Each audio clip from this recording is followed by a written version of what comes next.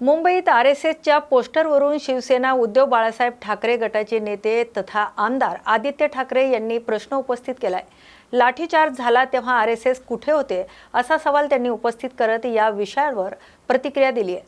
विविध घटनांवेळी भूमिका घेणाऱ्या संघटनेने संबंधित प्रकरणात मौन का बाळगले असा प्रश्नही त्यांनी उपस्थित केलाय। दरम्यान आदित्य ठाकरे यांच्या या वक्तव्यानंतर राजकीय वर्तुळात चर्चेला उधाण आलंय। यावर संबंधित पक्षाकडून काय प्रतिक्रिया येते याकडे सर्वांचं लक्ष लागलंय। मुझे लगता है कि जैसे ही आप देख रहे हो सारे भाजपा के ट्रोल महिलाओं को ट्रोलिंग करते हैं। आपने देखा होगा यहाँ जिन्होंने रील्स बनाए उनकी ट्रोलिंग की, वो जैसे गलत है ये भी गलत है।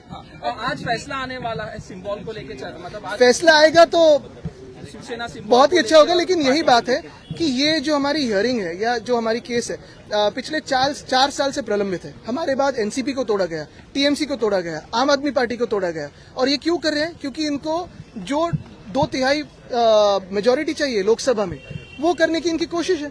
और ये करके जो संविधान ने हमें हक दिए, अधिकार दिए, आवाज दिए, वो छीनने की कोशिश है। तो हम यही उम्मीद करते हैं कि जल्द से जल्द सुप्रीम कोर्ट इस कॉन्स्टिट्यूशनल इशू पे जो भी रूलिंग हो वो दे। यही उम्मीद है। आरएसएस प्रमुख आने वाले हैं, जेनजी से बात करने के लिए आने वाले हैं। नहीं, वो एक मॉडल यूनाइटेड नेशंस का प्रोग्राम है। आयमन में पहले हम सभी लोग जाके आए। मुझे नहीं लगता इतना कोई महत्व देना चाहिए। और जेनजी को सुनने के लिए आज सारे लोग बात कर रहे हैं, लेकिन जब जेनजी लाठी खा रहा था, जब जेनजी AK-47 का सामना कर रहा था, जब जेनजी टीयर गैस का सामना कर रहा था, जब जेनजी इलेक्ट्रिक गन्स का सामना कर रहा था, तब ये आज जो सब प्रवचन दे रहे हैं इनको, वो कहाँ थे? मैं सिर्फ मोहन जी की बात नहीं कर रहा हूँ, वो एक अलग कार्यक्रम में आ रहे। लेकिन आज आप देख रहे हो पोस्टर्स लगे हुए, I am Gen Z, I respect this, I am Gen Z, I respect that. जब जेनजी सवाल पूछ रहा था तो जवाब देने के लिए आप कहाँ थे? आप तो पार्लियामेंट में भी नहीं आ रहे। पार्लियामेंट में आओ, बात करो।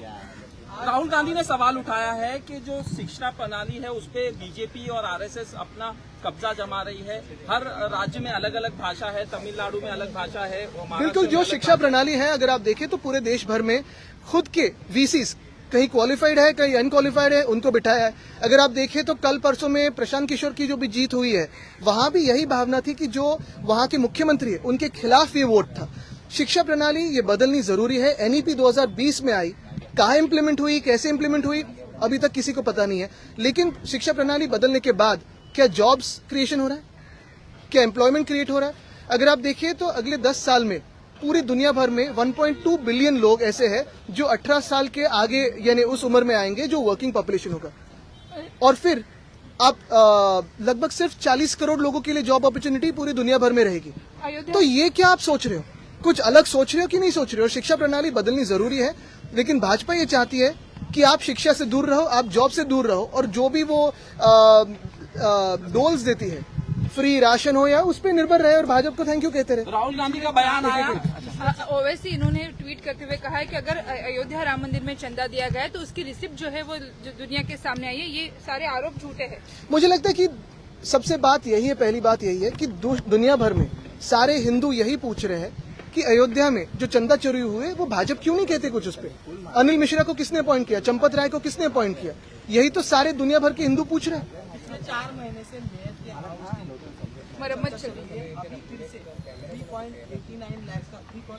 करोड़ किया जाएगा। इसके पहले जो आपको एक अंदाज देता हूँ, MP लैड फंड ये 5 करोड़ का होता है। महाराष्ट्र में MLAs को भी 5 करोड़ मिलते हैं। और इससे बढ़कर लगभग 6 करोड़ तक जो रकम है वो मेयर हाउस के सिर्फ मुरम्मत पे जा रही है। ये कौन सी बात है? यानी आप अगर अच्छी BST बस की सुविधा पूछे, कचरा उठाने की बात करें, पानी की समस्या के बारे में बात करें तो कहते पैसा नहीं है। लेकिन खुद के बंगले पे, खुद के गाड़ी पे खर्चा करने के लिए बहुत पैसा, और ये पैसा सब मुंबई का रोका है, ये टैक्स पर मनी है। राहुल गांधी का बयान आया कि प्रधानमंत्री जेनजी को माफ कर रहे हैं। हमने माफी नहीं, हम प्रधानमंत्री से माफी चाहते हैं। मैंने उस दिन यही कहा था कि माफी किसने मांगी थी? हमने तो अकाउंटेबिलिटी मांगी है। माफी नहीं मांगी हमने, अकाउंटेबिलिटी मांगी है। और जेनजी को आप माफ कर रहे हो। लाठी किसने चलाई थी? आओ पार्लियामेंट में बात कीजिए।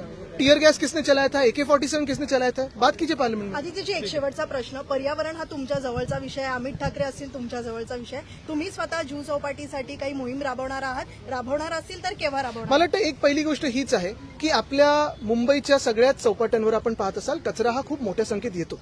ह्याचं कारण एक आहे, कारण समुद्राचे जे लाटा असतात किंवा जो करंट असतो तो आपण जो काही कचरा आपल्या ह्या नद्यांमध्ये किंवा नाल्यांमध्ये फेकतो तो साहजिकपणे परत येतो, कारण तो त्या टाईडपणे येतो।